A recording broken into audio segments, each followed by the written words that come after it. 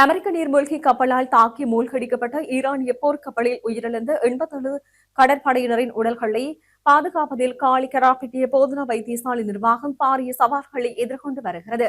இவ்விடயம் குறித்து வைத்தியசாலை பணிப்பாளர் வைத்தியர் STUM ரங்க ஊடகங்களுக்கு கருத்து தெரிவிக்கையில், ஒரே நேரத்தில் 87 உடல்கள் கொண்டு வரப்பட்டமையால் அவற்றை பிரேதரையில் பாதுகாப்பாக வைப்பதில் கடும் நெருக்கடி நிலை ஏற்பட்டது. வைத்தியசாலையில் போதிய குளிரூட்டி வசதிகள் இல்லாத நிலையில் உடல்கள் சிதையாமல் இருக்க தற்காலிக ஏற்பாடுகள் மூலம் அவை தற்போது பாதுகாக்கப்பட்டு வருகின்றன. இந்த உடல்களை இன்னும் எவ்வளவு காலத்துக்கு வைத்தியசாலையில் வைத்திருக்க வேண்டும் என்பது குறித்து எமக்கு இதுவரை எந்தவிதமான உத்தியோகபூர்வ தகவலும் வழங்கப்படவில்லை. இந்த விவகாரம் தொடர்பில் சுகாதார அமைச்சு, வெளிவிவகார அமைச்சு மற்றும் ஈரானிய தூதரகம் ஆகியவற்றுக்கிடையே நடைபெற்று வரும் ராஜதந்திர பேச்சுவார்த்தைகள் பற்றி எமக்கு தெரியாது. இந்த உடல்களை இலங்கையிலேயே அடக்கம் செய்ய அனுமதி வழங்கப்பட்டால் மாநகர சபை மற்றும் பொதுமக்களின் உதவியுடன் ஒரே நாளில் அந்த பணிகளை எம்மால் நிறைவு செய்ய முடியும். ஆனால் உடல்களை திருப்பி அனுப்புவதில் தாமதம் ஏற்பட்டால் அவற்றை நீண்டகாலம் பாதுகாப்பது வைத்தியசாலை நிர்வாகத்துக்கு பெரும் சுமையாக அமையும்.